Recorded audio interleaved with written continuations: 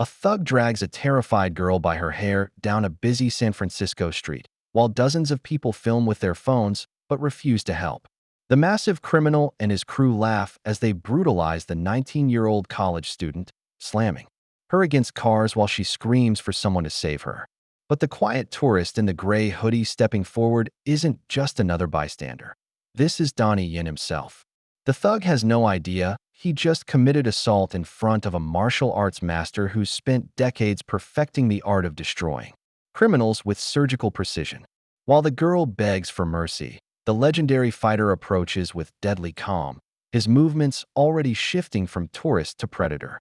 The massive enforcer laughs at the small Asian guy, but he's about to learn why some legends are built on breaking bullies twice his size. His crew keeps recording, thinking they're about to watch their boss demolish another victim, but they're actually filming the moment their reign of terror ends forever. What happens when a human trafficker picks the wrong victim on the wrong street? Will the thug survive learning that real martial arts masters don't need wires or special effects? What happened next would terrorize the criminal underworld for years to come.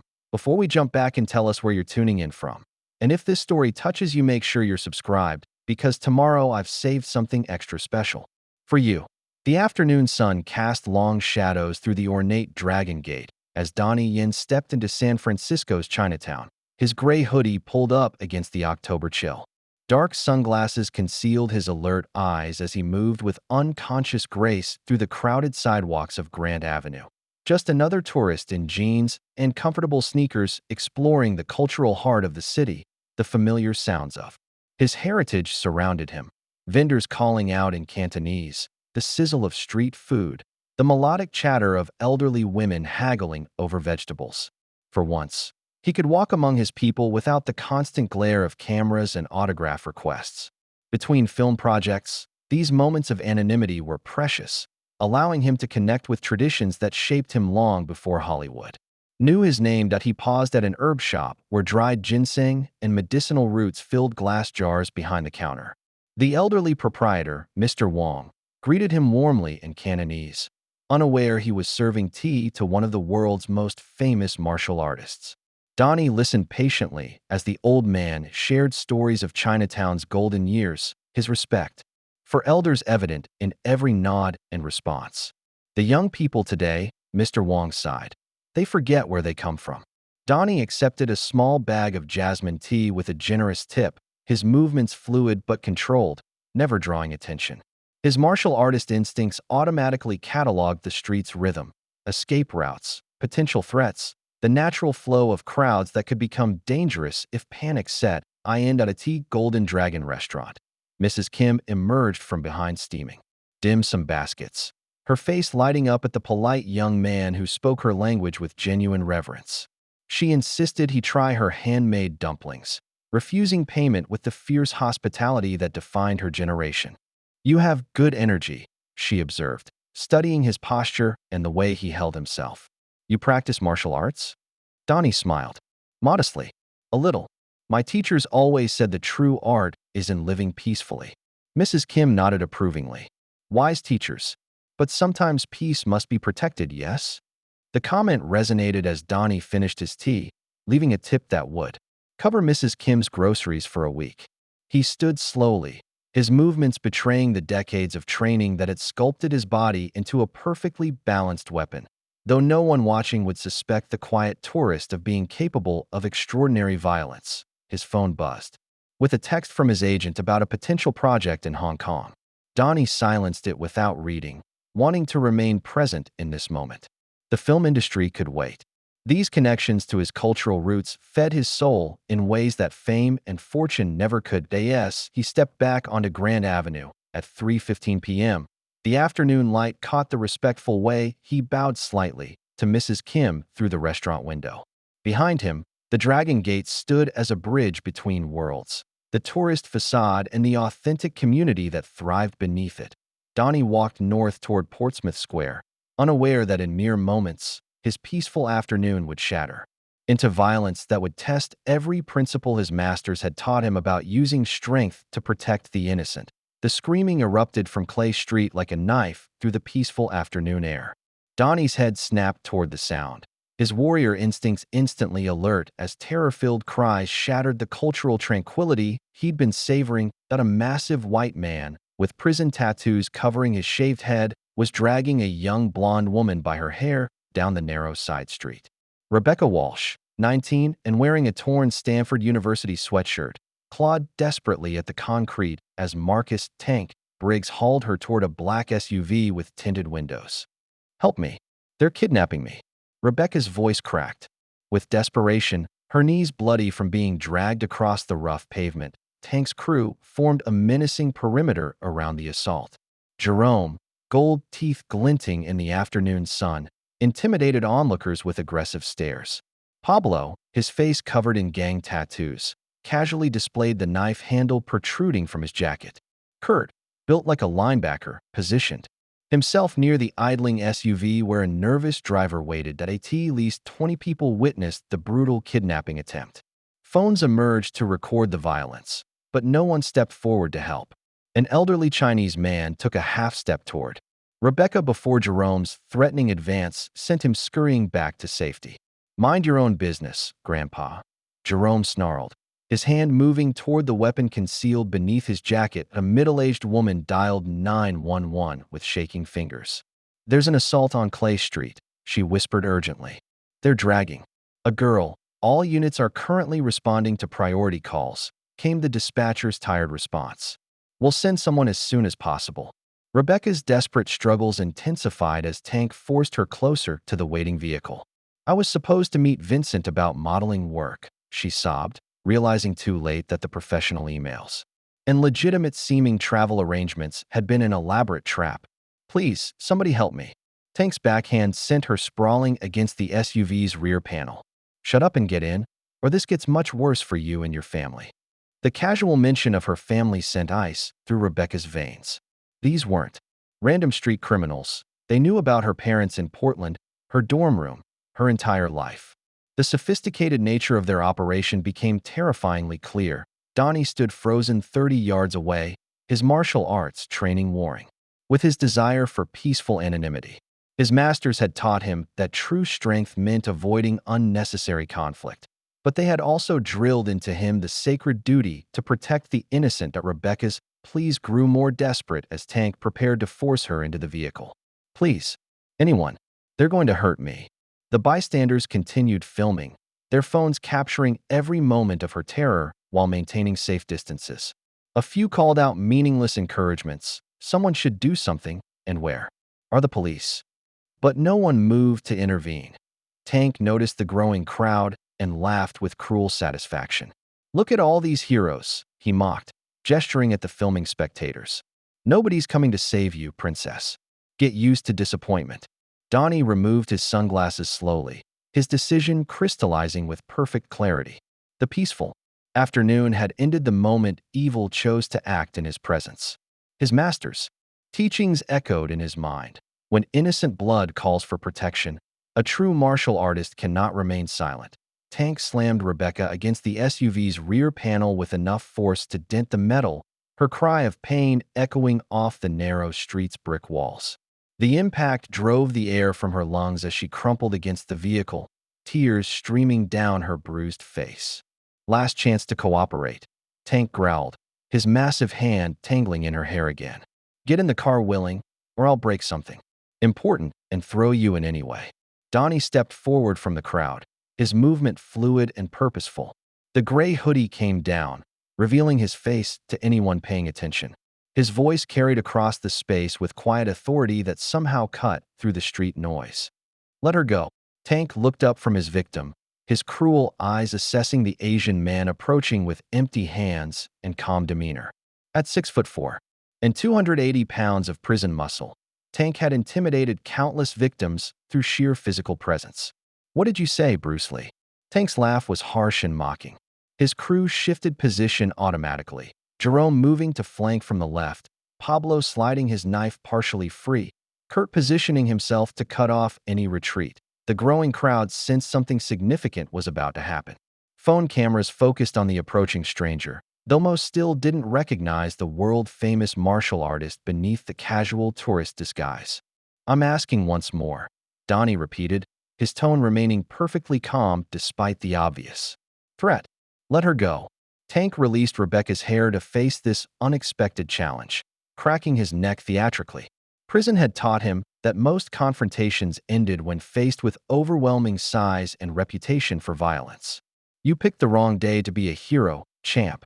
Tank's voice carried the confidence of a man who had never lost a street fight. Walk away now, or join the girl in learning some hard lessons.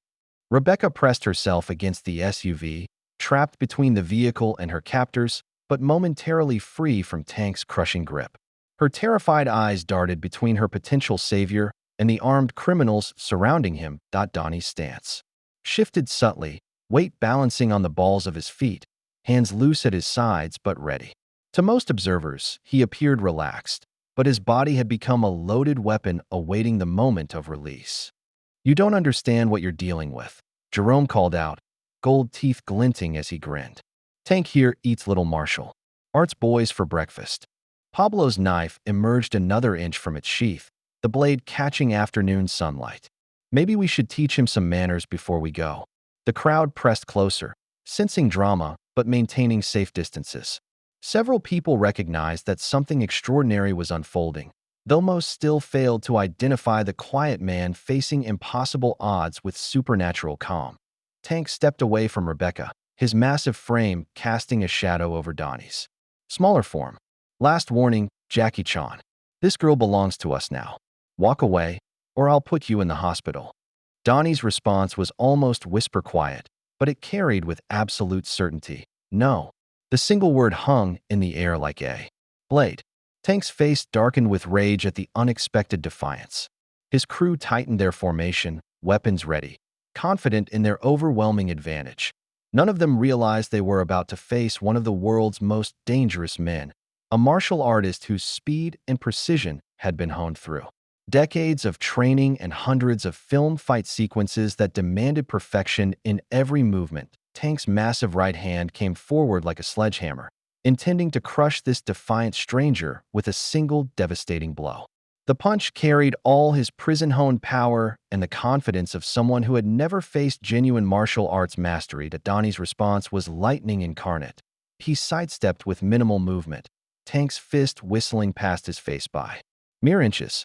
The counterattack came instantly, a Wing Chun straight punch delivered with surgical precision to Tank's solar plexus. The impact drove deep, bypassing muscle to target the nerve center beneath. Tank doubled over, gasping for air that wouldn't come, his eyes wide with the first hint of fear he'd felt in years. Jerome rushed from the left, throwing wild haymakers that betrayed his street fighting background. Donnie's trapping hands caught Jerome's leading arm, redirecting its momentum while his pivot generated devastating force. The elbow strike to Jerome's temple was so precise that the gold-toothed thug dropped instantly, unconscious before he hit the pavement. Pablo lunged from behind with his knife, but Donnie had already moved, using Jerome's falling body as a shield.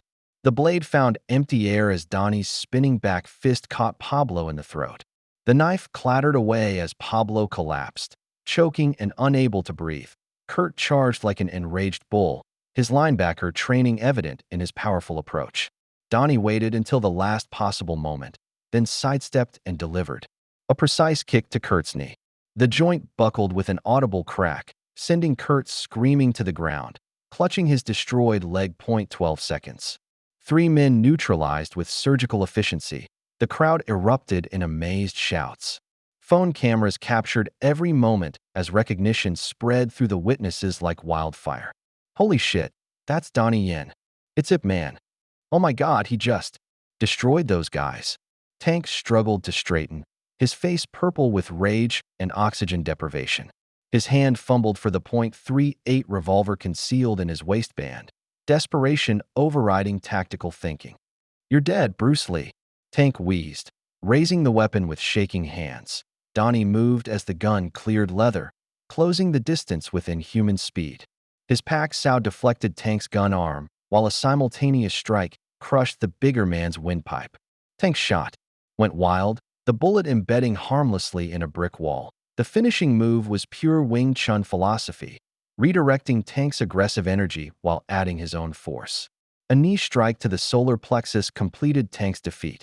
The massive enforcer collapsed, conscious but unable to fight, his weapon clattering uselessly across the concrete. Donnie secured the gun with practiced efficiency, removing the bullets and dropping them down a storm drain. His breathing remained steady, showing no signs of exertion despite having dismantled 4 armed criminals in under 20 seconds. The watching crowd had grown to over 50 people, their phones creating a social media sensation in real time. Hashtag Donnie Yen Hero and hashtag RealLifeIPman began trending as the footage spread across platforms. Rebecca stared in amazement at her rescuer, unable to speak through her shock and relief. The quiet tourist who had seemed so ordinary moments before had transformed into something beyond human. A martial arts master operating at the peak of human capability. Sirens wailed in the distance, growing closer as 911 calls flooded the system. Tank lay gasping on the concrete, his crew scattered around him in various states of unconsciousness and injury. The black SUV's driver, panicked by the sudden turn of events, gunned the engine and fled the scene. Donnie approached Rebecca with gentle concern, his demeanor instantly shifting from deadly warrior back to protective guardian. "You're safe now. Are you hurt?" Rebecca shook her head mutely, tears of relief streaming down her face. Behind them, the sounds of approaching police units mixed with the excited chatter of witnesses who had just watched a legend prove that some heroes were very, very real. Police sirens screamed closer as Officer Rodriguez's patrol car rounded the corner onto Clay Street, followed immediately by a second unit. The scene that greeted them defied normal police experience. For large men scattered across the pavement in various states of consciousness, while a crowd of over 50 people cheered and filmed with their phones. "Step away from the suspects," Rodriguez commanded, hand instinctively moving toward his weapon until he recognized the slight Asian man helping the young blonde woman. "Mr. Yen? Sir, what happened here?" Donnie raised his hands visibly, displaying the calm cooperation of someone comfortable with law enforcement. "These men were assaulting this young woman. I intervened to stop them." Tank writhed on the concrete, clutching his throat and making strangled, gasping sounds. Jerome remained unconscious, a growing bruise darkening his temple. Pablo sat upright, but couldn't speak, both hands pressed to his damaged windpipe. Kurt wailed continuously about his shattered knee, the sound piercing through the crowd's excited chatter. "Jesus Christ," Officer Kim muttered, surveying the aftermath. "You did this by yourself?" The crowd erupted with confirmations before Donnie could respond. "He saved her," shouted a middle-aged woman. "Those thugs were dragging her to that black SUV." Multiple witnesses pointed toward the intersection where the getaway vehicle had disappeared. Rebecca found her voice as paramedics arrived to treat Tank's crew. "They kidnapped me," she said, her words tumbling out in frightened relief.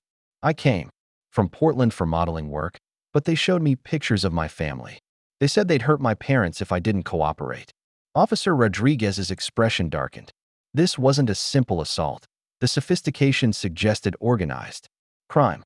"Miss, we need to get you downtown for a full statement. Mr. Yen, we'll need to interview you as well." Tank managed to croak out a threat despite his crushed windpipe. "You have no idea what you've done. This ain't over." His words carried a chilling certainty that made Rebecca shiver. Even defeated and facing arrest, Tank's confidence suggested this incident was merely the beginning of something much larger and more dangerous. "Get him medical attention and book him," Rodriguez ordered the paramedics. "Assault, attempted kidnapping, weapons charges. The works." As Tank was loaded onto a stretcher, his eyes never left Donnie's face. The look promised future violence and revenge, the cold calculation of a predator who had never truly been defeated before today. The crowd began dispersing as the immediate excitement faded, but dozens of phones had already uploaded footage to social media. Hashtag Donnie Yen Hero was trending globally, transforming a local rescue into international news.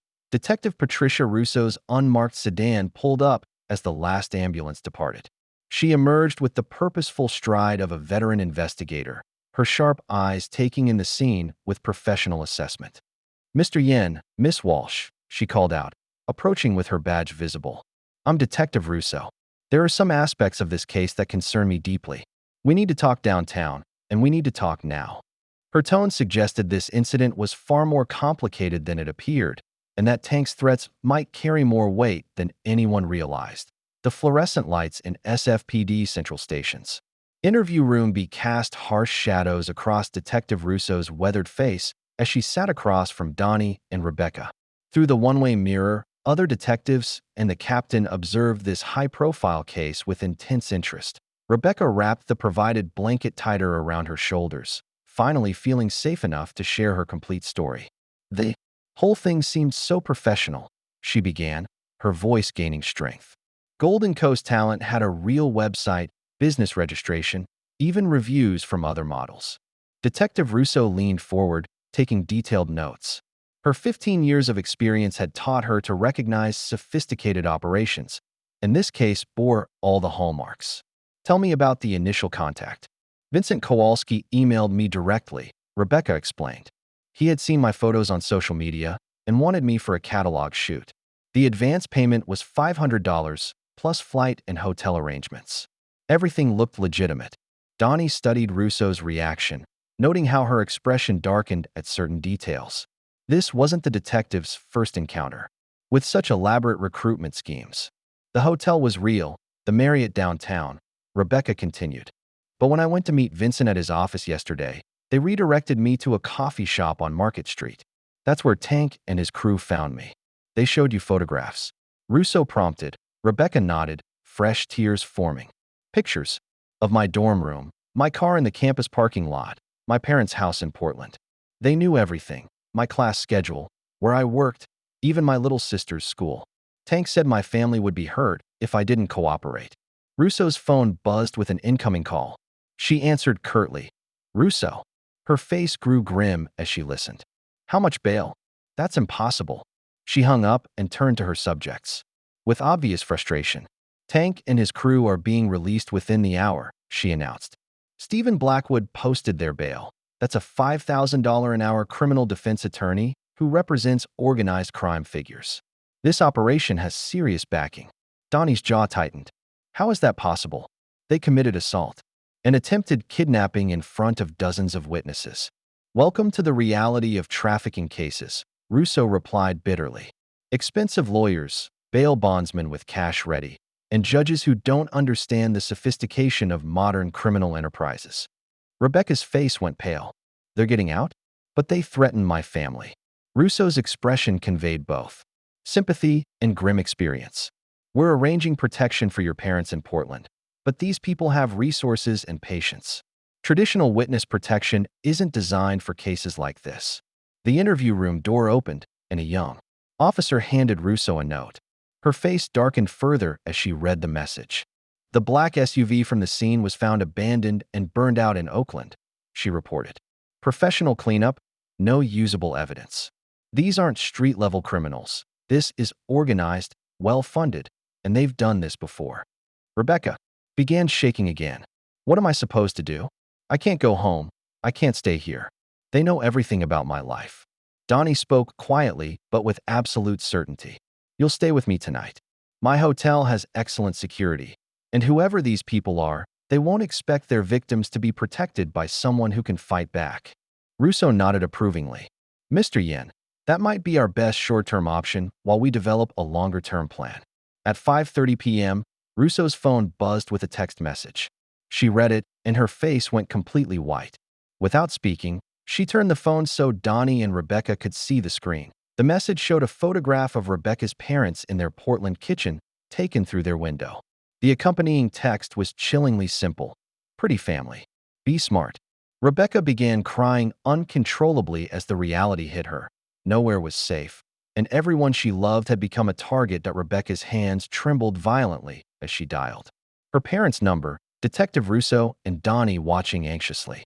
The phone rang twice before her father's familiar voice answered. Becky. Sweetheart, why are you calling? Is everything okay with the modeling thing? Rebecca fought to keep her voice steady, knowing that panic would only put her family in greater danger. Dad, I just wanted to check on you and Mom. How's everything at home? Fine, honey. Your mother's making her famous pot roast. We're excited to hear about your big opportunity in San Francisco. When do you start shooting? The innocent joy in her father's voice broke Rebecca's heart. He had no idea that their quiet Portland neighborhood had been infiltrated by dangerous criminals who could strike at any moment.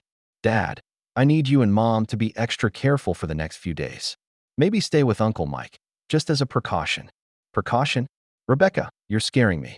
What's wrong? Rebecca looked desperately at Detective Russo, who nodded encouragingly. There's been some complications with the modeling agency. The police are handling it, but I need to know you're safe. Detective Russo made a quick call to Portland PD, arranging for increased patrols around the Walsh family home.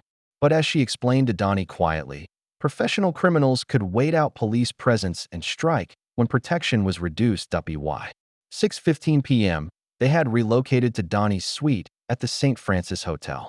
The 18th floor accommodations offered commanding views of Union Square and security that befitted international celebrities. Rebecca stood at the floor-to-ceiling windows, amazed by the luxury but unable to shake her terror. I've stayed in Holiday Inns, she whispered. This place probably costs more per night than my parents' mortgage payment. Donnie ordered room service, comfort food that might help Rebecca process her trauma. As they waited, he shared stories from his early martial arts training, emphasizing how his masters taught that fear was natural but could be transformed into strength.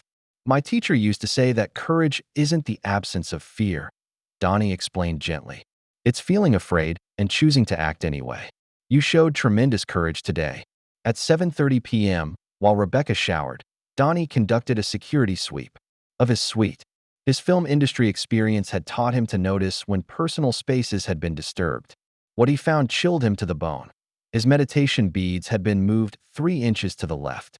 His practice clothes were refolded, with different creases.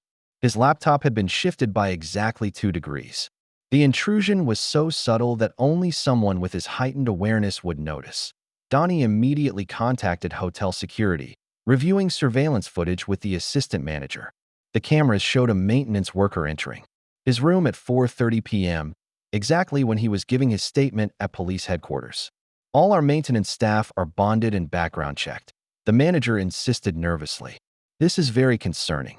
The worker's face was obscured by a baseball cap, and his movements showed familiarity with the camera angles.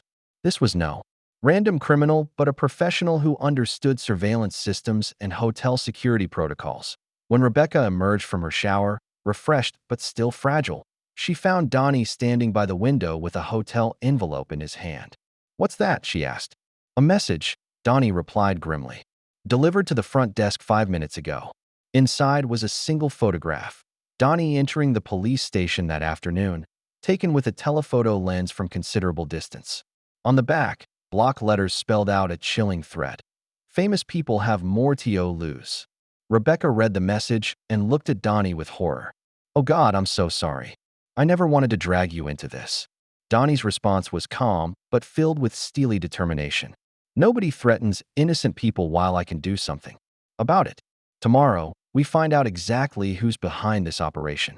The threatening messages continued throughout the evening, arriving every 10 minutes with mechanical precision.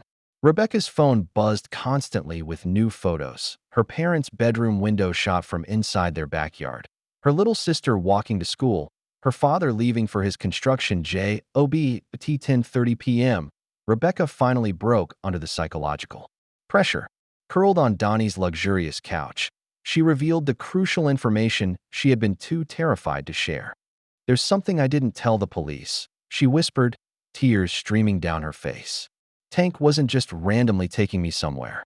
He kept talking about the processing center where dozens of other girls were waiting.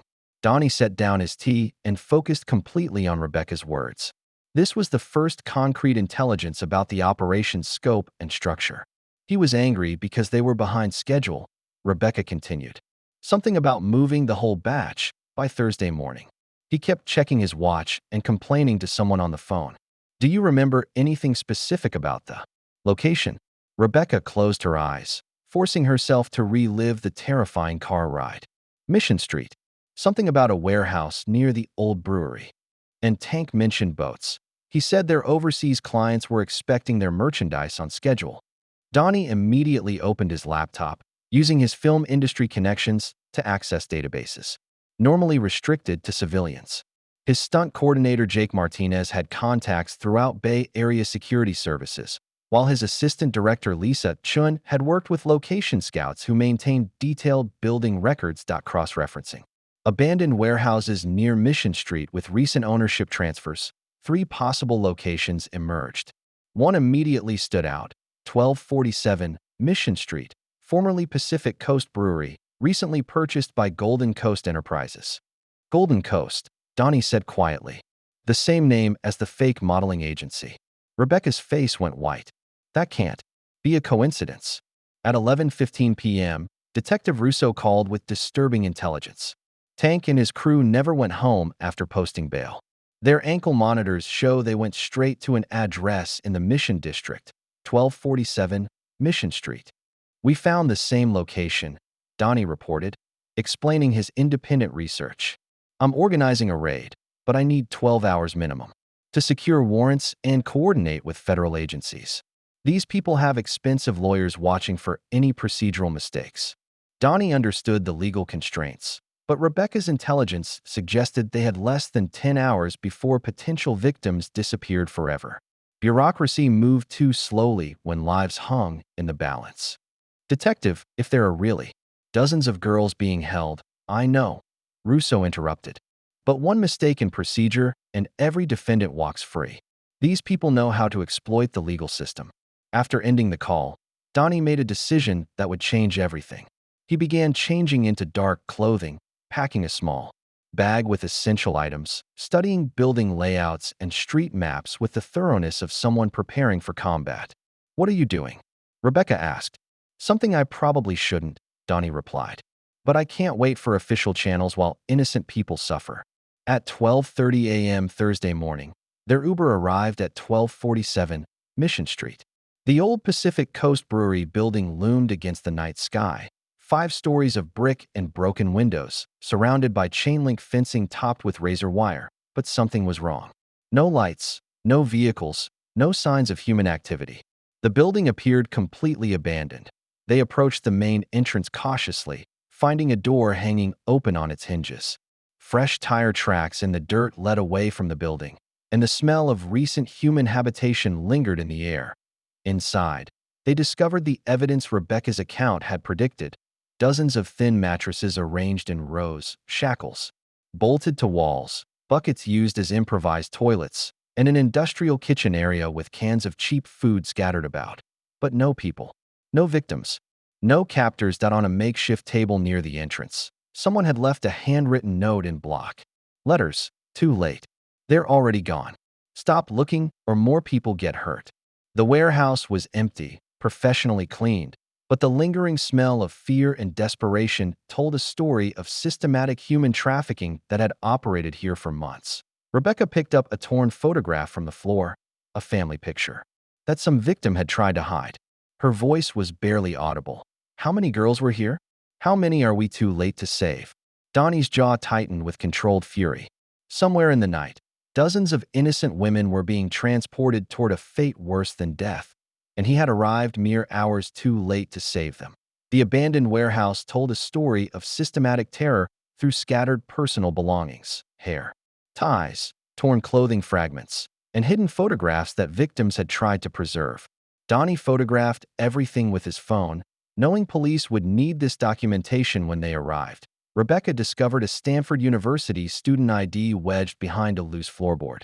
The smiling face of Jennifer Kim, 18 years old, stared back from the laminated card. Rebecca's hands shook as recognition dawned. I know her, she whispered.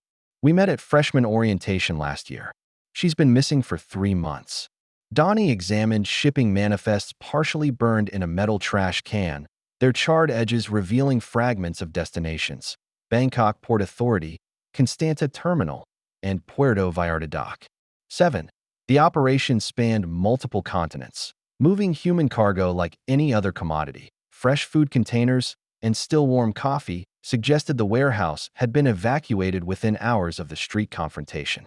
Tank's arrest had triggered immediate relocation protocols, demonstrating the operation's sophisticated communication networks. At by 1:30 a.m., they had returned to the St. Francis Hotel, where Donnie contacted Marcus Webb, his technical consultant.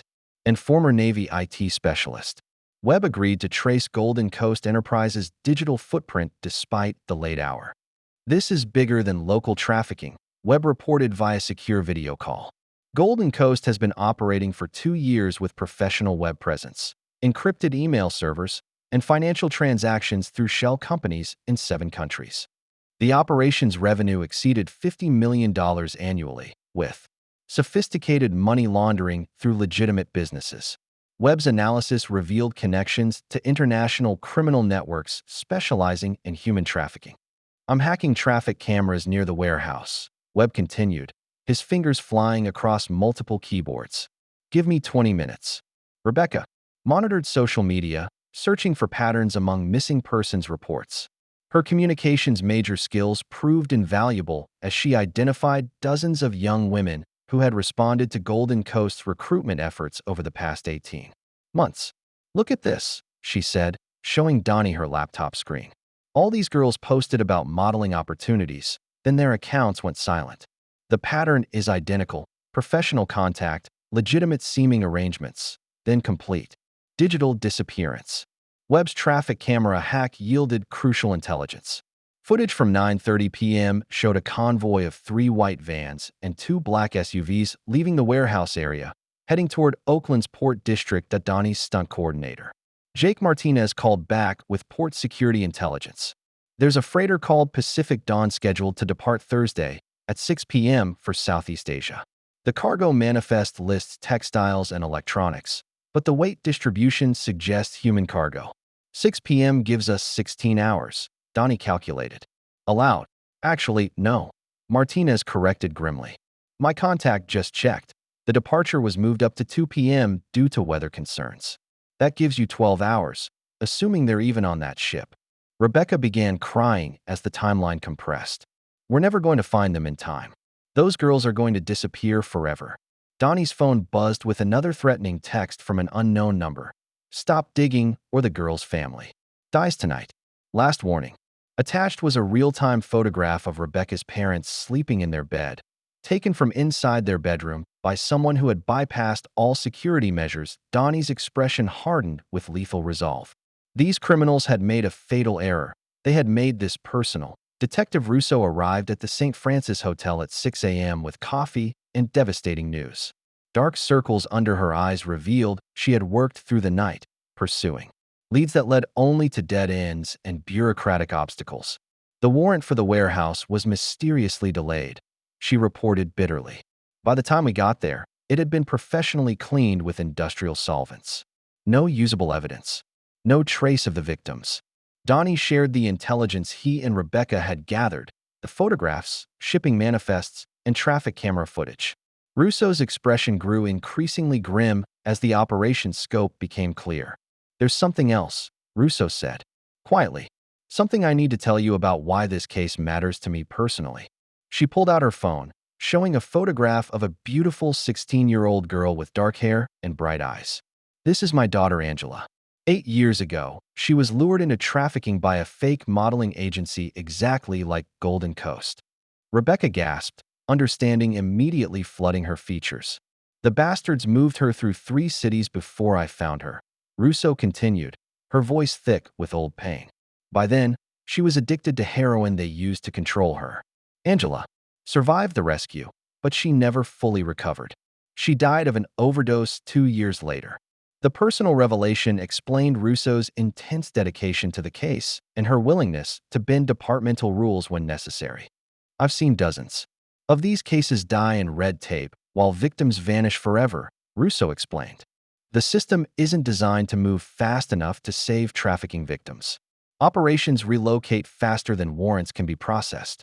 She made an unprecedented decision, one that could end her career but might save innocent lives.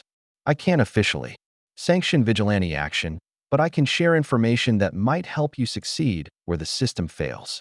Russo provided Tank's known associates, recent financial transactions, and surveillance data SFPD had collected on the trafficking network. Her files revealed connections to corrupt officials and the operations protection networks. The Pacific Dawn is a decoy, she revealed. Port Authority records show it's carrying legitimate cargo, But there's increased activity around a massage parlor called Golden Hands on Van Ness Street. That's where Tank and his crew were seen entering last night. Rebecca insisted on helping despite the danger to her family. I can identify other victims from social media connections. I understand their recruitment methods better than anyone. Your parents are under protective surveillance, Russo assured her. Portland PD has undercover units monitoring your family, but these people have patience and resources. They developed a coordinated approach. Russo would pressure port security and coordinate with Coast Guard units. Rebecca would monitor victim networks and family notifications, and Donnie would conduct reconnaissance of Golden Hands Massage. Russo provided Donnie with a police radio tuned to emergency frequencies, a GPS tracker, and pepper spray for Rebecca. If you find the victims, call immediately. We'll need Coast Guard intercept if they're moved to international waters. There's something else, Russo added grimly. Tank's expensive lawyer Stephen Blackwood has connections to City Councilman Richard Hayes. The corruption may reach into city government itself. At 8 a.m., Donnie positioned himself across from Golden Hands Massage on Van Ness Street.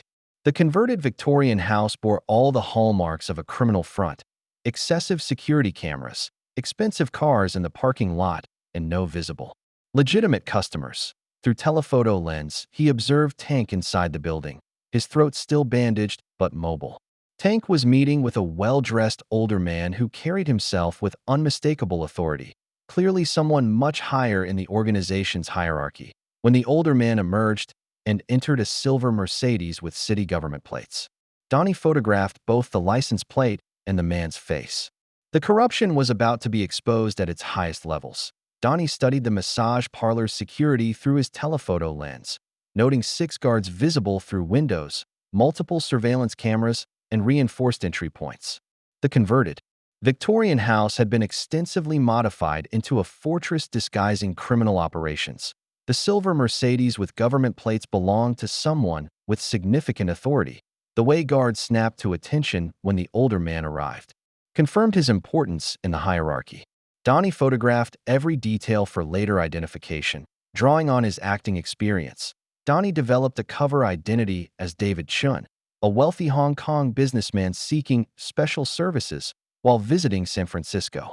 He changed into an expensive tailored suit, affected a slight accent, and carried business cards from one of his legitimate film production companies. The transformation was complete, from casual tourist to sophisticated international businessman. Years of method acting preparation served him well as he assumed the role that would gain access to the operation's inner workings. At 10:30 a.m., Donnie entered Golden Hands as David Chun. The nervous receptionist, Linda, immediately recognized he wasn't a typical customer. Her demeanor shifted when he mentioned being referred by friends in the import business, code words that opened doors in criminal networks. "Please wait," Linda said, reaching for an internal phone. "I'll get the manager." Vincent Kowalski emerged within minutes, 45 years old, impeccably dressed, with the practiced charm of a former politician. His intelligent eyes assessed Donnie immediately, recognizing either a valuable customer or potential threat. "Mr. Chun," Kowalski said smoothly, extending his hand. "Welcome to Golden Hands. I understand you have specialized needs during your visit to our city.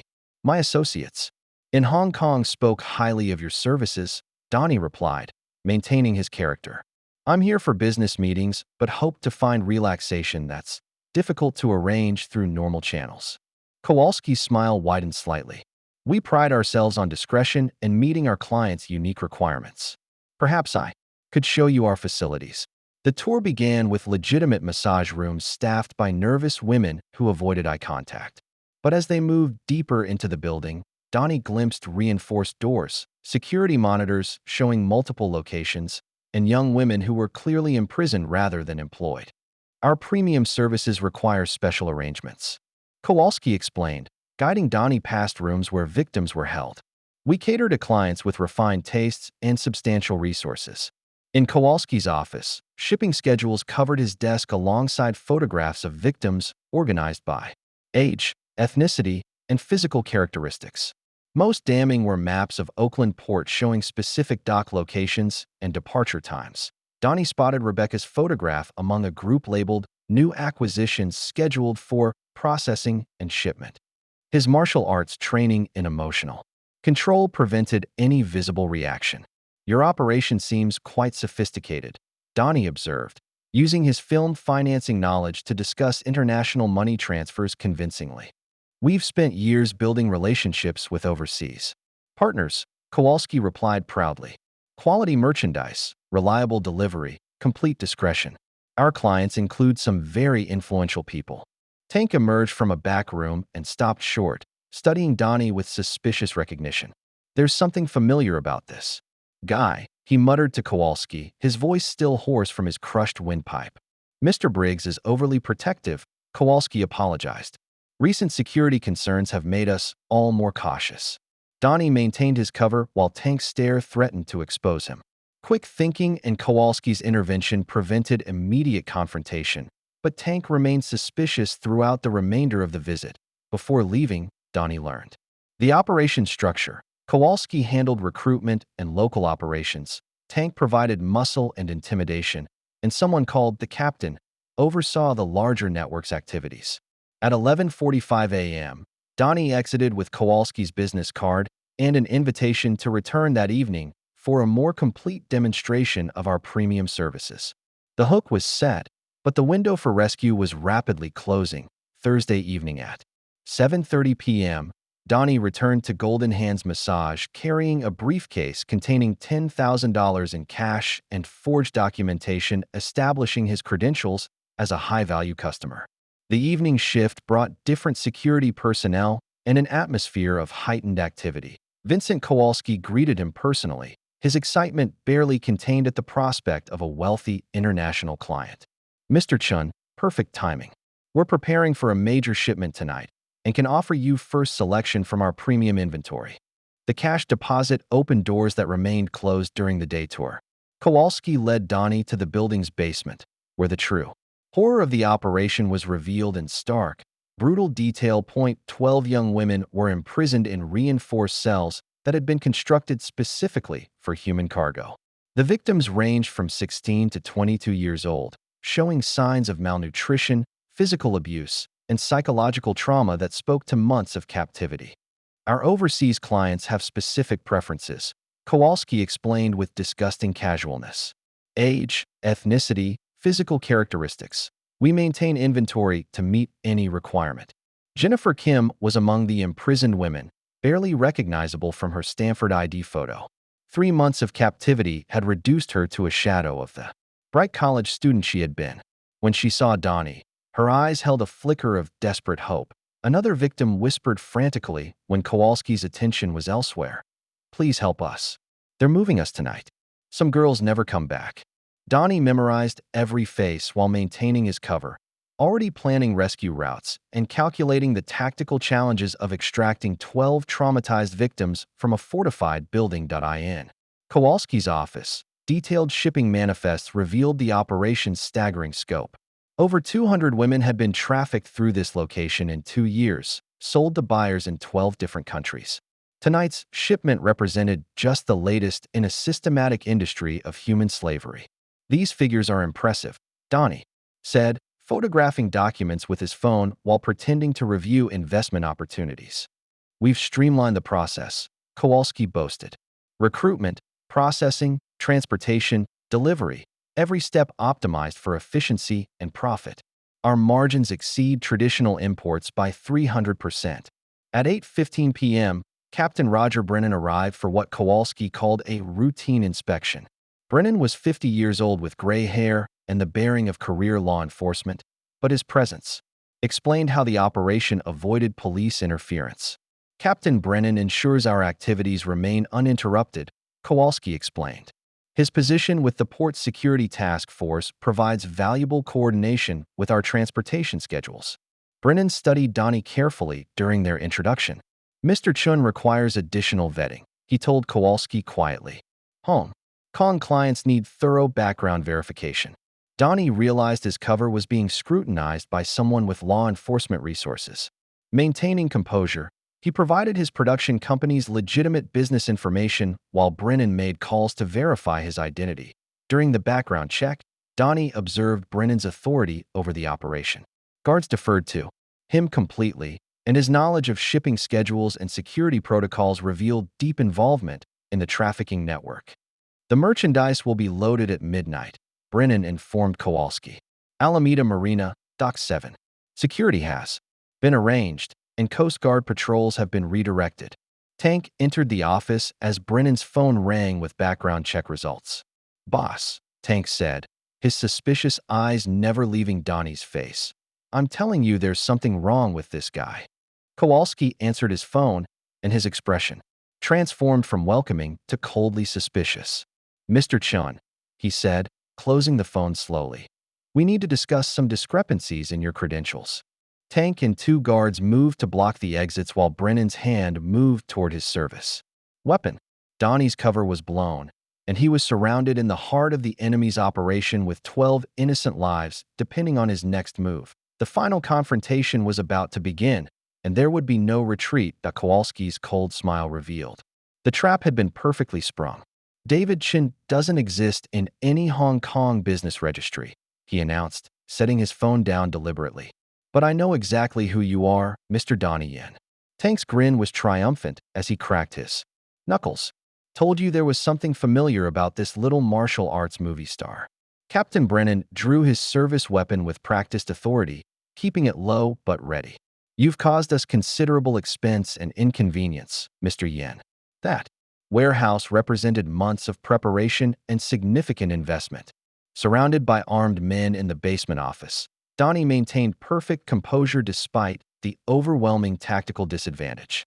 His martial arts training emphasized mental discipline even in hopeless situations. Your street heroics cost us nearly $1 million in lost revenue. Kowalski continued, circling like a predator savoring his advantage. Relocating operations, cleaning facilities, replacing security measures, all because you couldn't mind your own business. Brennan holstered his weapon and opened his laptop, displaying the true scope of their criminal empire. Financial records showed $50 million in annual revenue flowing through dozens of shell companies and offshore accounts. This isn't some street-level operation you've stumbled into, Brennan explained with obvious pride. We coordinate with organizations in Mexico, Eastern Europe, and Southeast Asia. The Pacific Dawn is just one ship in a fleet that moves hundreds of victims monthly. The corruption reached deeper than Donnie had imagined. Brennan showed him files on judges, prosecutors, and police chiefs throughout California, all receiving regular payments to ignore trafficking activities. Mayor Davidson's re-election campaign received $500,000 in laundered contributions, Brennan revealed. District Attorney Morrison's daughter got a full scholarship to Stanford, courtesy of our Education Foundation. We own this city's justice system. Kowalski displayed photographs on his phone showing surveillance teams positioned outside the St. Francis Hotel and Rebecca's parents' home in Portland. Your heroics endangered everyone you tried to protect. Miss Walsh is quite attractive, Tank added with disgusting satisfaction. Maybe she can join tonight's shipment after all. Teach her what happens to people who interfere with our business. Despite being captured, Donnie revealed he had been recording everything on his phone since entering the building. Kowalski laughed, pointing to signal jammers throughout the office. Your phone hasn't transmitted anything since you walked through our door, Kowalski said. We learned from your warehouse visit that you're resourceful with technology. Brennan presented Donnie with an ultimatum that revealed the operation's true ambition. Join our organization as a celebrity spokesperson. Your reputation will help us recruit Asian victims more effectively. Cooperate, and Miss Walsh lives. Refuse, and watch her family die slowly. The photos on Brennan's phone showed sniper positions overlooking Rebecca's parents' bedroom window. We have teams in Portland ready to act on my signal. You think you're hunting us, Kowalski said with cold satisfaction, but we've been hunting you since the moment you interfered. A celebrity martial artist creates problems when he opposes us, but imagine what doors open when he endorses our modeling agency. Tank stepped forward eagerly. What's it gonna be, Bruce Lee? Join us or watch everyone you tried to save suffer for your mistakes. The basement office had become a tomb, and Donnie faced an impossible choice between his principles and innocent lives. 9:15 p.m.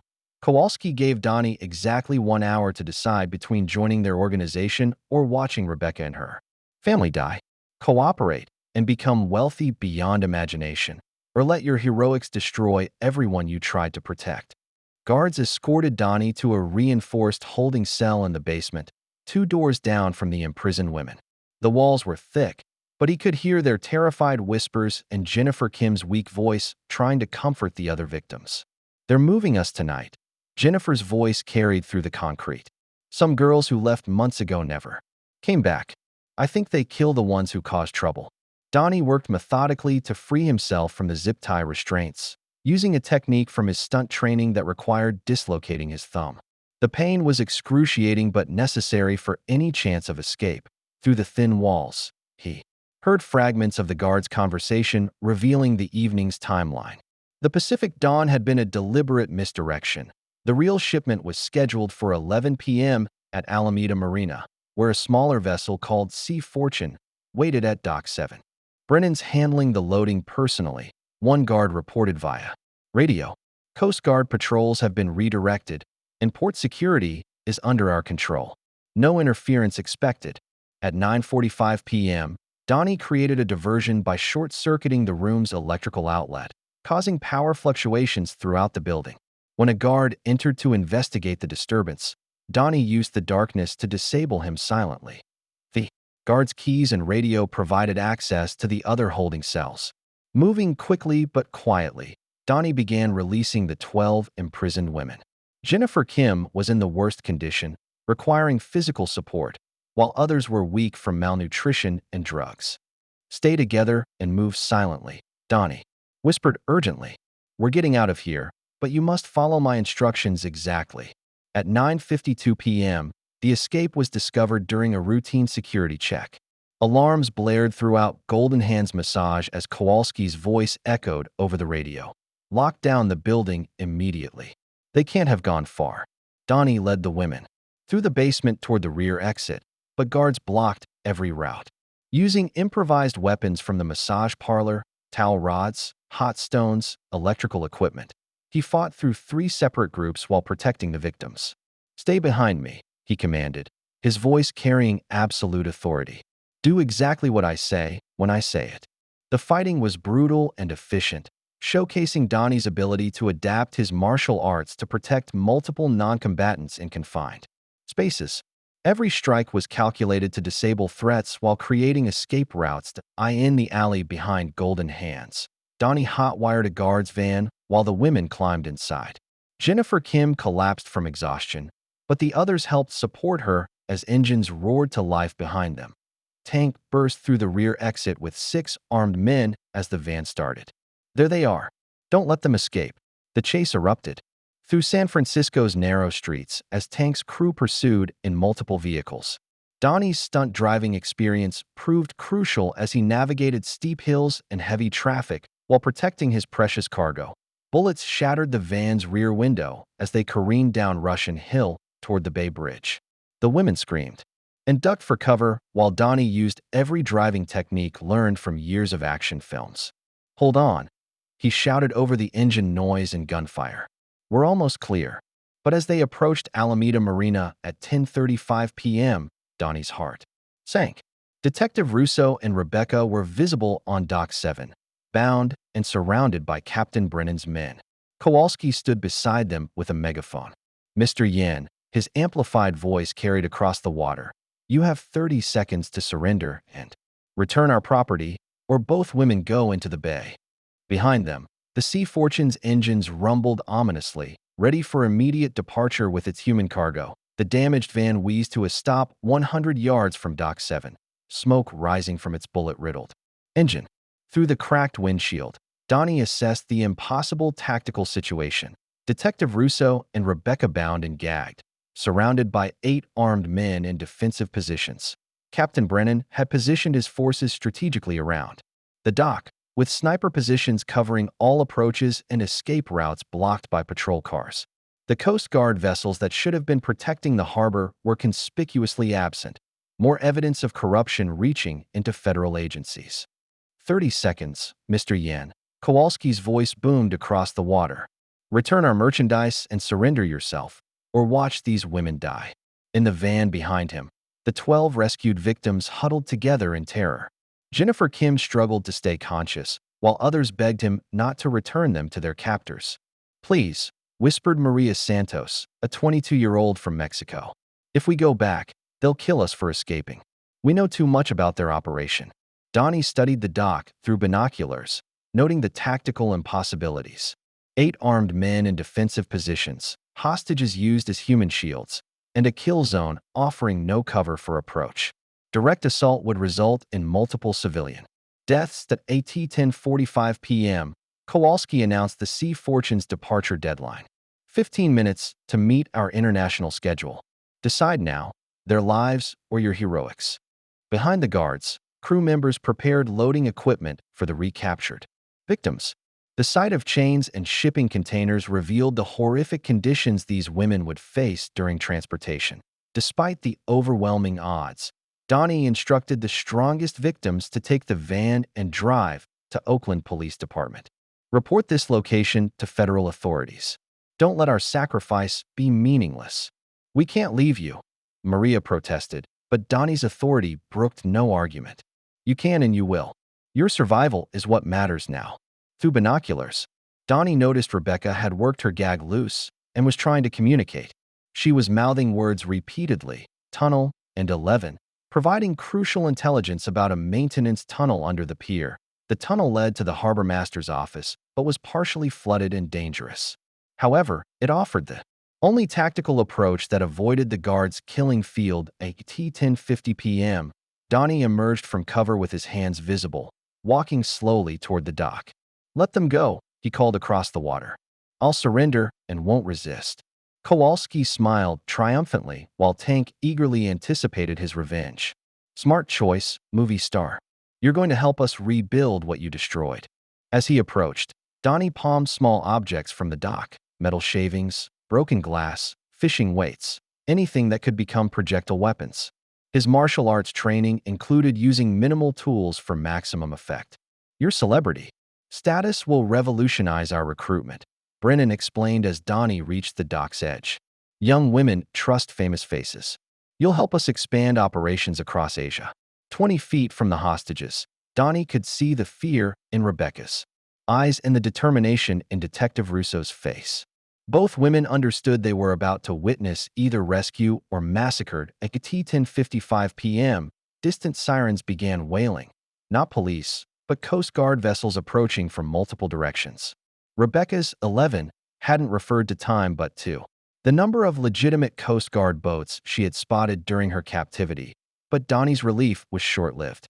The lead vessel docked and Commander James Morrison stepped onto the pier in full uniform, walking directly to Captain Brennan with a crisp salute. "Sorry for the delay, Captain," Morrison announced loudly. "We came as quickly as we could without arousing suspicion." Donnie's heart sank as he realized the horrifying truth. The corruption extended into the Coast Guard itself, and no rescue was coming. Commander Morrison's arrival revealed the conspiracy's true scope as he coordinated with Captain Brennan like longtime partners. "Coast Guard patrols have been redirected as requested," Morrison reported. "International waters are clear for transit." The vessels approaching weren't rescue ships, but part of the trafficking fleet, a coordinated flotilla designed to transport victims beyond any nation's jurisdiction. Donnie watched his last hope disappear as uniformed Coast Guard personnel took positions around the dock. "Mr. Yen," Kowalski announced with satisfaction, "meet the real power behind our operation. Commander Morrison has been facilitating our activities for 2 years, providing safe passage and eliminating interference." Morrison stepped forward with military bearing, his Coast Guard uniform lending false legitimacy to the criminal enterprise. "Maritime law supersedes local jurisdiction, Mr. Yen. Once these vessels reach international waters, no authority can touch us." Additional ships emerged from the fog, not just the Sea Fortune, but an entire fleet designed for human trafficking.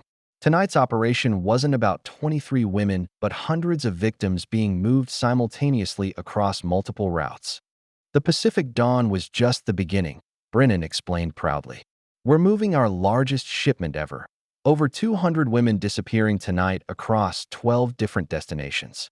The corruption reached levels Donnie hadn't imagined possible. Morrison revealed they had been working with international cartels, providing victims to buyers in countries without extradition treaties. The Coast Guard's authority made them untouchable in international waters. Your interference cost us one facility, Morrison continued, but we operate from dozens of locations along the Pacific coast. This is a multi-billion-dollar industry, with protection at every level. Donnie found himself surrounded by overwhelming force as Morrison's men took operational control.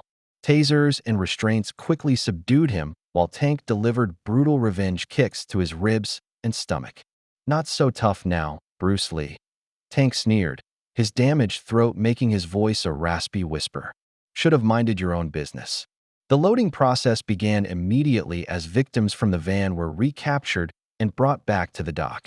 Women were forced into shipping containers with minimal ventilation, space, and supplies, conditions designed to break their spirits completely. Rebecca and Detective Russo were forced to watch as the rescued women disappeared into the ships. Cargo holds.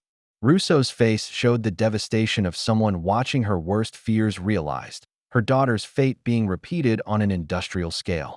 "My daughter died in conditions just like this," Russo whispered to Rebecca. "I can't watch it happen again."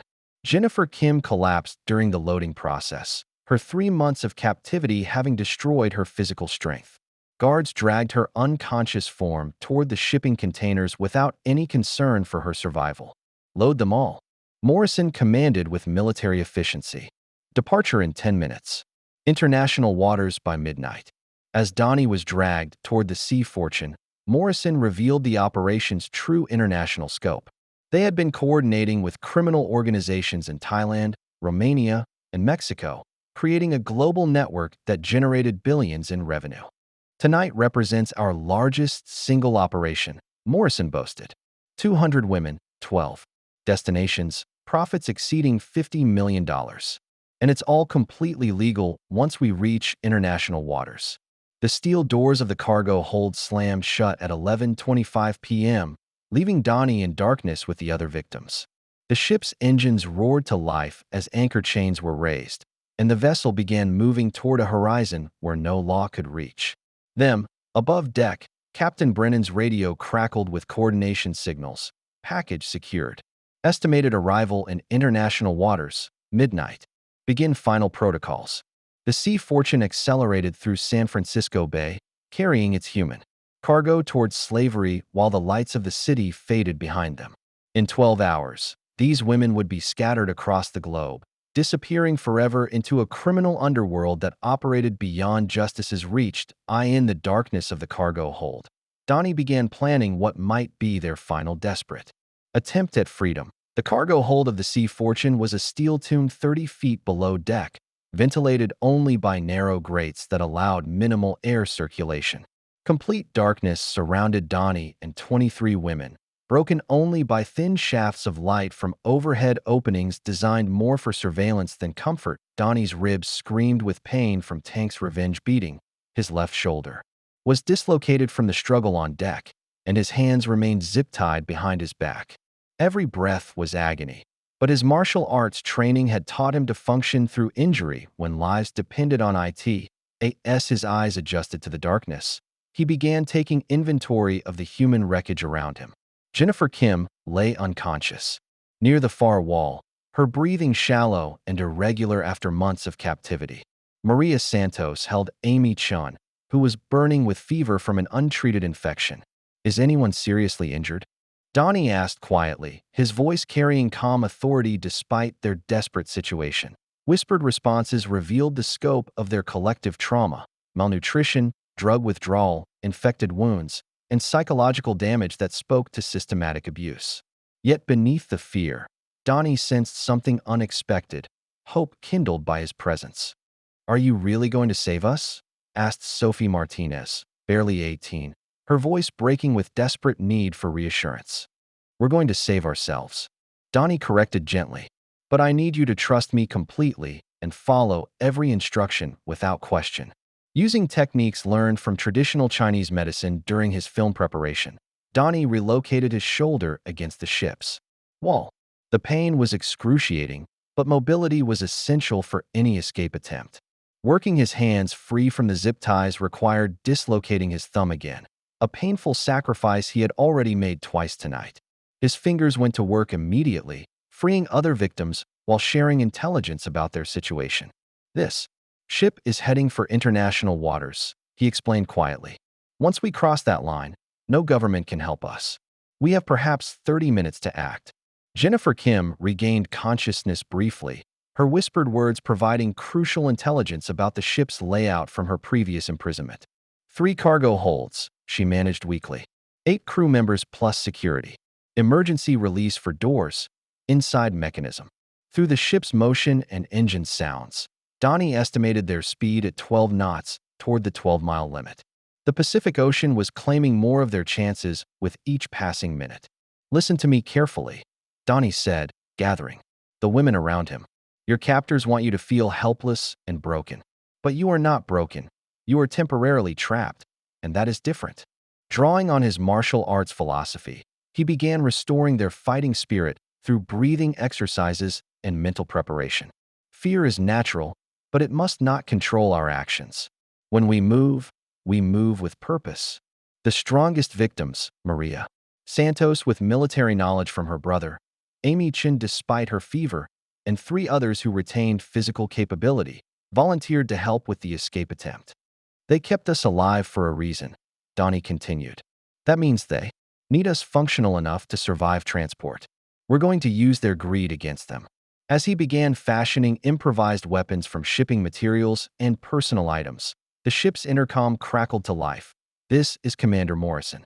Approaching international waters. Prepare for transfer to deep water vessels.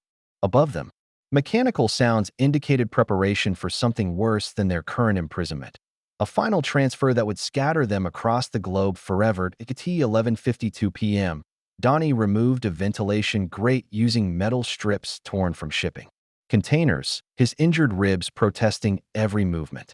The ductwork above was barely wide enough for his shoulders, but it offered the only route to gather intelligence and plan their escape. Stay together and stay quiet, he instructed the women. If guards come, pretend to be unconscious. I'll be back in 20 minutes. The ventilation system connected all 3 cargo holds, allowing Donnie to assess the full scope of their imprisonment. Peering through grates, he discovered the horrifying truth. Nearly 70 women total, making this the largest trafficking operation in California history. In the second hold. Dozens of victims from other Bay Area locations huddled in similar conditions. Some had been imprisoned for months, their spirits broken by systematic abuse and false promises of freedom that never came. The ship's bridge area revealed Captain Brennan coordinating with Commander Morrison over radio communications. 2 massive cargo ships waited in international waters, industrial vessels capable of transporting hundreds of victims across oceans to buyers worldwide. Transfer operations commence at midnight. Morrison's voice carried through the intercom. Each destination vessel will receive predetermined cargo assignments. No deviations from the manifest. In the engine room, Donnie's film set experience with machinery proved invaluable. He identified critical systems and began subtle sabotage, loosening fuel lines, damaging electrical connections, and creating problems that would manifest gradually without triggering immediate alarms. The ship's communication room was heavily guarded, but Donnie managed to access the GPS system long enough to memorize their exact coordinates.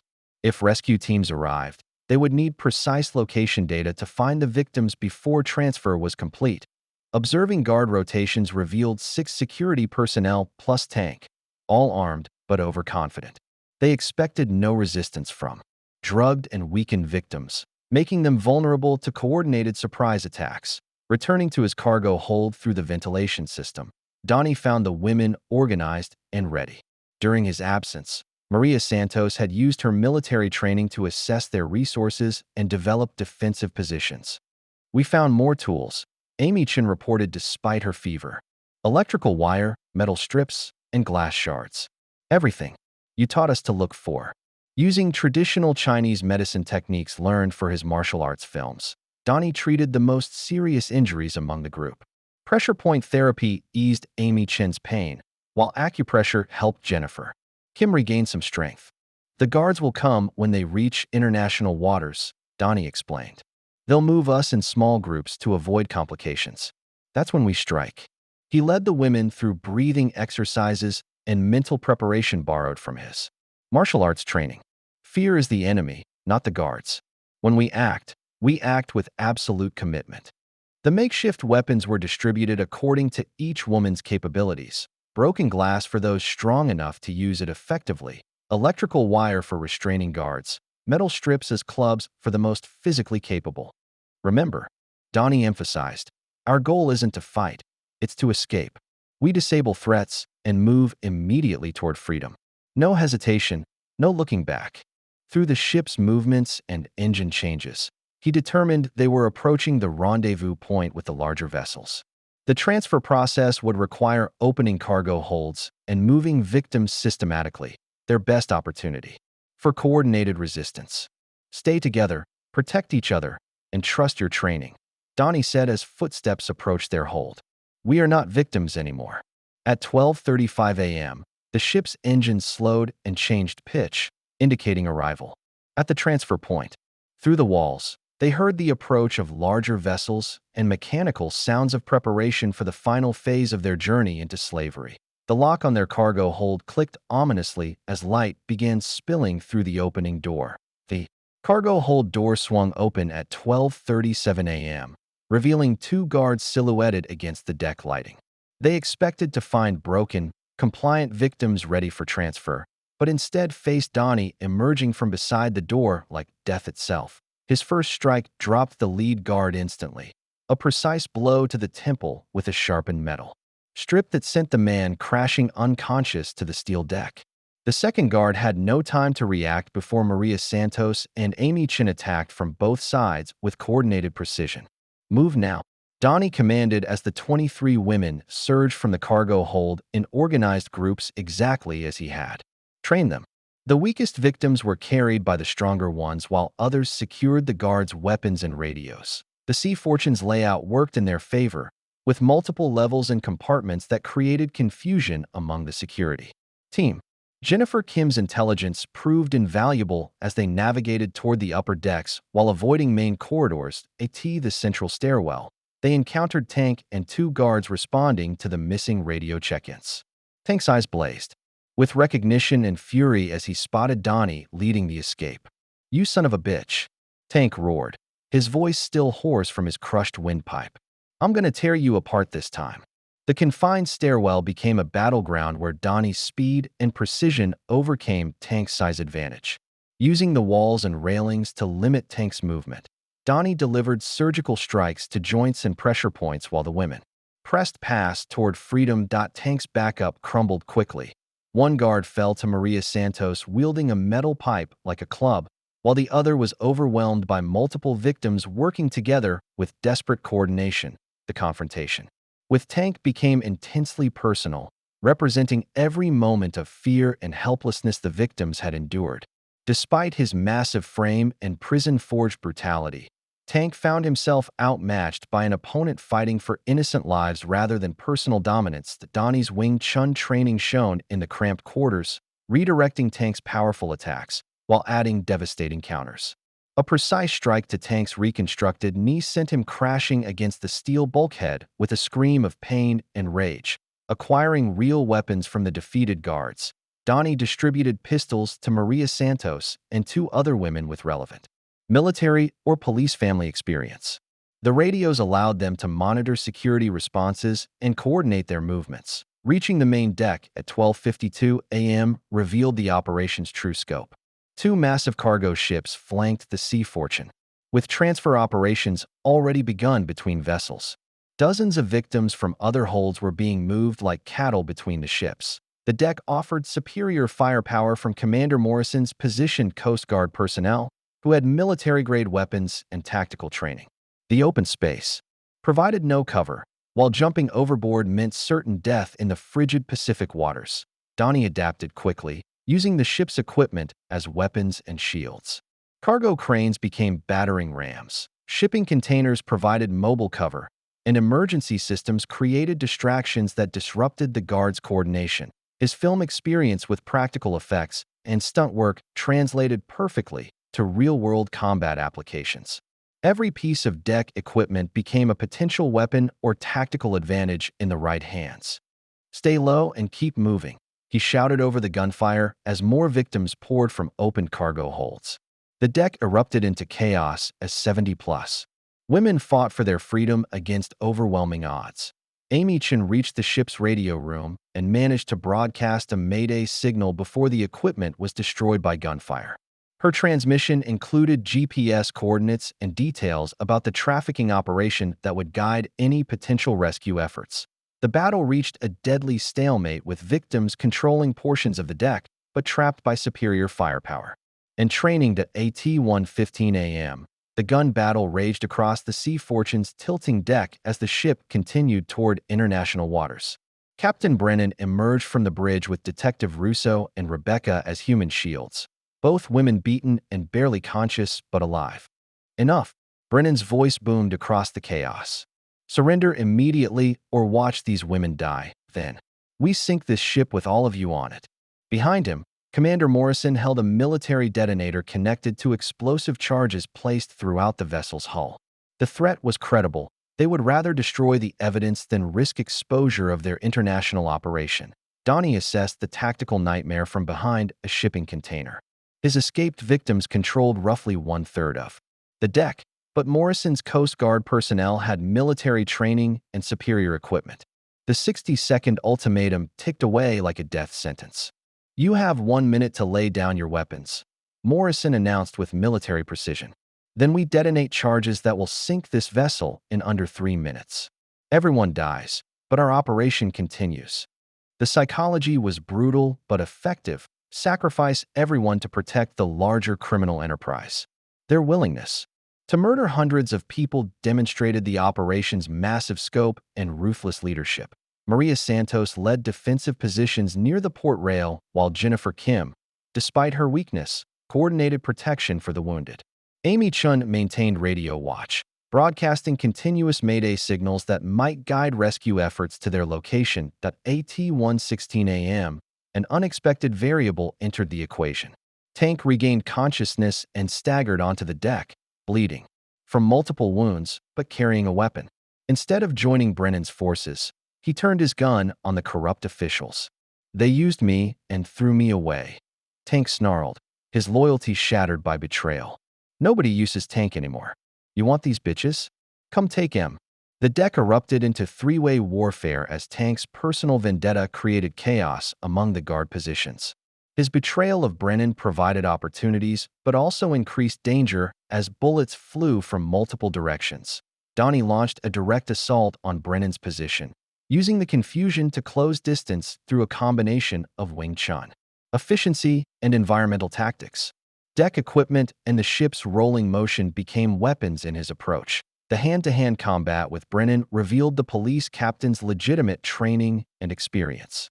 20 years of street police work had given him real fighting skills, size advantage, and the desperation of someone facing life imprisonment. Morrison triggered the explosive charges during the fight, but Amy Chen's earlier sabotage of electrical systems caused partial failure. Only some charges detonated, creating flooding and listing but not immediate catastrophic sinking. The Sea Fortune began tilting to starboard as seawater poured through damaged hull sections. The deck angled dangerously, making movement treacherous, and combat even more difficult as everyone fought both enemies and gravity. "The ship's going down," Maria Santos shouted over the sound of rushing water and grinding metal. "We need to reach the lifeboats." During the confusion, coordinated attacks freed Detective Russo and Rebecca. Both women immediately joined the fight despite their injuries. Russo using her police training to organize defensive positions, while Rebecca helped coordinate victim movements. The battle continued on the increasingly tilted deck as the Sea Fortune slowly succumbed to the Pacific Ocean. Emergency lighting cast eerie shadows across scenes of desperate combat between traffickers and their intended victims. Through the darkness, searchlights appeared on the horizon, Real Coast Guard vessels responding to Amy Chen's Mayday calls. But the ship was sinking faster than rescue could arrive, and Brennan was making a final desperate play. Cornering Donnie near the stern with the last functional weapon, Brennan declared with cold finality, "If I can't have victory, I'll have Revenge. The deck tilted another 10 degrees as both men struggled to maintain footing, the Pacific Ocean rising to claim them all. The Sea Fortune's stern deck tilted at a perilous 30-degree angle as Captain Brennan and Donnie faced each other near the ship's rail. Both men struggled against gravity while seawater crashed over the lower sections, and Coast Guard searchlights swept across the dying vessels still minutes away from rescue. Brennan fought with the desperation of a man facing life imprisonment, his 20 years of police training evident in every move. Size, reach, and legitimate combat experience made him formidable even for Donnie's martial arts mastery, while the tilting deck negated many traditional techniques.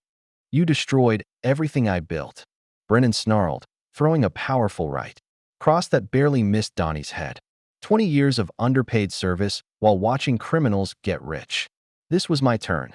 The environmental combat was unlike anything Donnie had experienced in films. Ship railings became weapons and anchors, scattered equipment created obstacles and projectiles, and the vessel's increasing list made every step treacherous. Donnie employed Wing Chun's close-quarters principles adapted for maritime warfare. Trapping hands redirected Brennan's attacks, while simultaneous counters targeted pressure points and joints. The confined space favored precision over power. "You betrayed your oath to protect innocent lives," Donnie replied, his breathing controlled. "Despite the intensity, your badge meant nothing when money was offered." Their philosophical conflict was as important as the physical battle. Donnie represented martial arts principles of protection and justice, while Brennan embodied corruption and the abuse of authority for personal gain. Meanwhile, real Coast Guard vessels approached rapidly, their powerful engines cutting through Pacific swells. Helicopter spotlights illuminated the sinking ship as rescue swimmers prepared for water entry, but the Sea Fortune was dying faster than help could arrive. Detective Russo and Rebecca worked frantically to preserve crucial documentation before it sank with the ship. Financial records, shipping manifests, and communication logs that would convict the entire network had to survive for justice to be served. Commander Morrison attempted to destroy remaining evidence by throwing files overboard, but coordinated victim attacks prevented his escape. The corrupt Coast Guard officer found himself surrounded by women who had suffered under his protection of criminal enterprises. The Sea Fortune's list increased to 40 degrees, making normal movement impossible. Equipment slid across tilting decks, while sections of railing gave way under structural stress. The Pacific Ocean claimed more of the vessel with each passing wave that Brennan's final gambit was triggering the ship's emergency flare system, creating a massive fire that threatened to spread to remaining fuel lines. His plan was mutual destruction rather than surrender. If he couldn't escape, everyone would burn together. "We're all going down," Brennan screamed, his sanity cracking under the pressure of inevitable defeat. "You want to be a hero? Die like one." Drawing on his deepest martial arts training, Donnie achieved perfect awareness despite exhaustion and injury. The state of Mushin, no mind, allowed him to react with inhuman timing as Brennan made his final desperate assault at 1:35 a.m. As the ship listed beyond 45 degrees, Brennan lunged with a broken piece of railing as an improvised spear. Donnie's response demonstrated pure Wing Chun philosophy, redirecting the attack's energy while delivering a simultaneous strike that ended the fight. Brennan collapsed unconscious as the first Coast Guard rescue swimmers reached the dying ship. Coast Guard rescue swimmers hit the frigid Pacific water at 1:38 a.m. as the Sea Fortune listed dangerously toward her final plunge. Donnie secured the unconscious Captain Brennan with ship's rope, ensuring the corrupt official would face justice rather than disappearing beneath the waves. "This one's a police captain," Donnie called to the approaching swimmers. "He's the key to the whole conspiracy." The rescue operation unfolded with military precision as legitimate Coast Guard personnel coordinated the evacuation of 73 trafficking victims. Helicopter spotlights illuminated scenes of women being lifted to safety while the ship groaned under increasing structural stress. Detective Russo emerged from the bridge carrying waterproof evidence bags containing the operations. "Financial records. Everything's here," she shouted over the helicopter noise. "Banking records, shipping manifests, political payoffs, enough to convict hundreds of conspirators." Rebecca helped Jennifer Kim toward a rescue basket, the Stanford student finally receiving medical attention after months of captivity. "You're going to be okay," Rebecca promised. "We're all going to be okay now." Commander Morrison was already in Coast Guard custody aboard the cutter Dauntless, his military career and freedom permanently destroyed. His cooperation with investigators revealed the international scope of the trafficking network's maritime operations. The Sea Fortune's lights failed at 1:45 a.m. as she began her final death roll.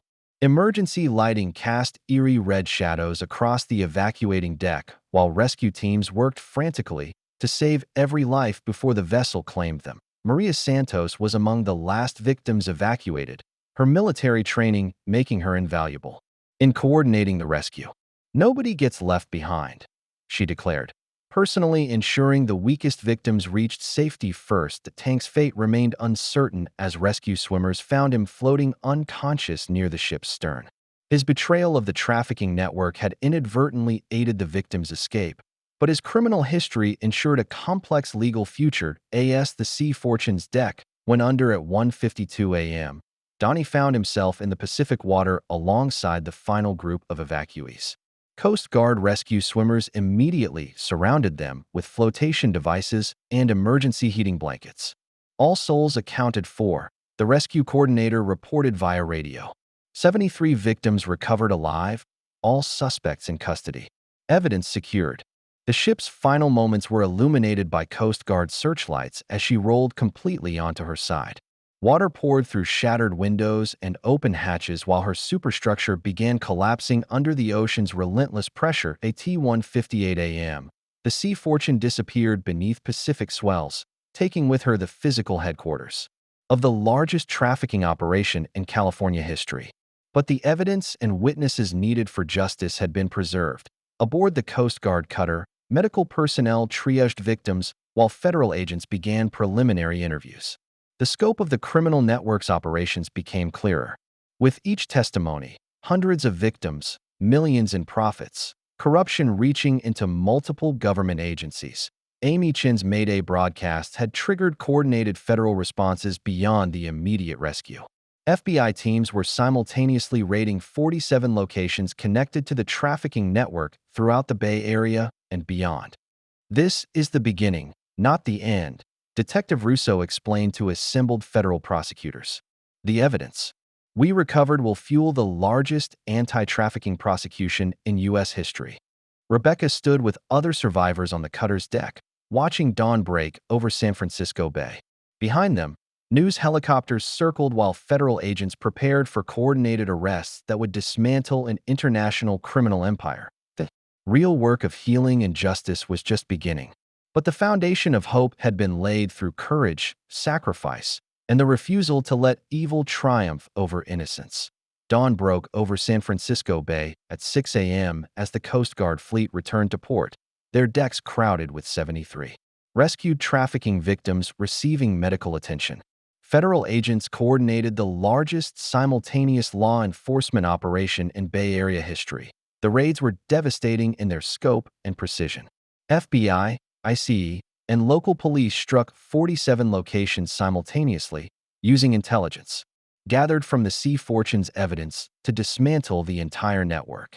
Golden Hands Massage, City Councilman Hayes' office, and dozens of related properties were seized. Captain Brennan's arrest triggered a cascade of confessions as corrupt officials attempted to negotiate plea deals. His cooperation revealed corruption, extending through multiple police departments, Coast Guard units, and political offices throughout California and beyond. 156 arrests and counting, Detective Russo reported to assembled media at SFPD headquarters. The largest anti-trafficking operation in U.S. history, with prosecutions expected in 12 countries. Commander Morrison's military tribunal revealed Coast Guard corruption beyond California, with similar operations in Washington, Oregon, and international waters. The scandal rocked federal law enforcement and triggered comprehensive reforms. In maritime security protocols, Vincent Kowalski was arrested at San Francisco International Airport while attempting to flee to a non-extradition country. His capture closed the final gap in the local organization's leadership structure, with his laptop containing communications with international criminal networks. The evidence overwhelmed federal prosecutors, who announced the case would result in the largest human trafficking prosecution in U.S. history. Financial records showed money laundering exceeding $50 million annually through dozens of shell companies. International cooperation reached unprecedented levels as the evidence triggered investigations in 12 countries.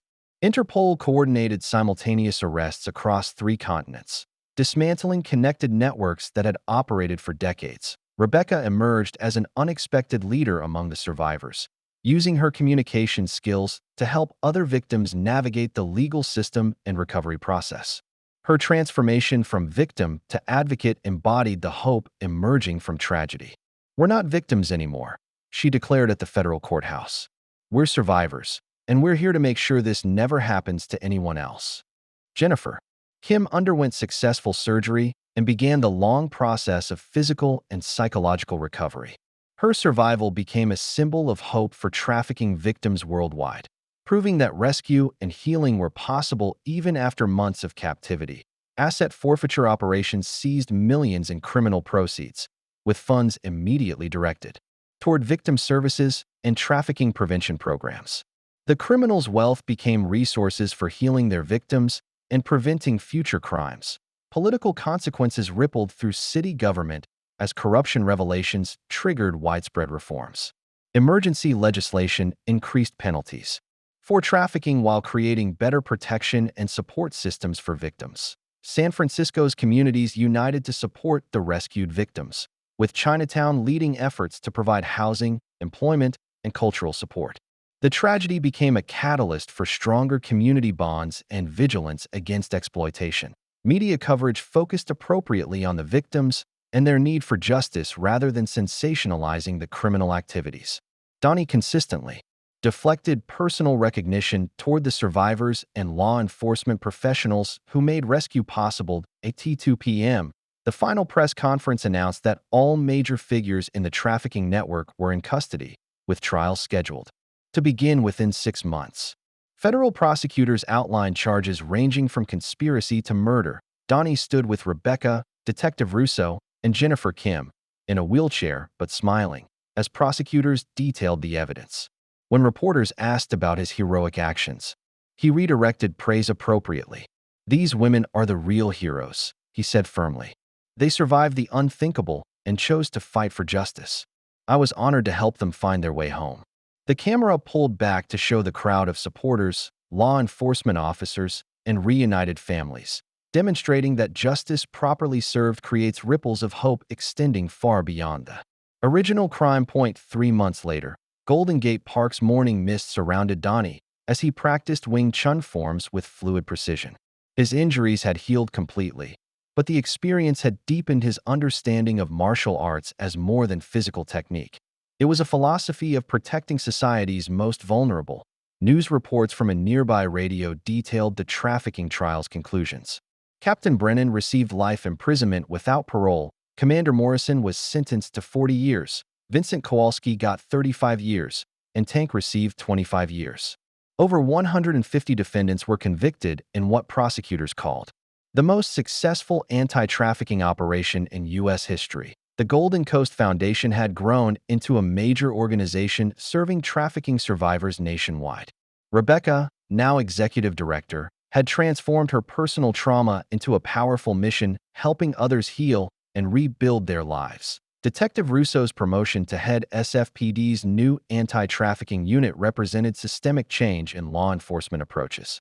Her innovative investigation techniques, developed from this case, had prevented dozens of potential trafficking situations and saved countless lives. Jennifer Kim had not only recovered physically, but returned to Stanford, where she studied criminal justice with plans to become a prosecutor specializing in trafficking cases.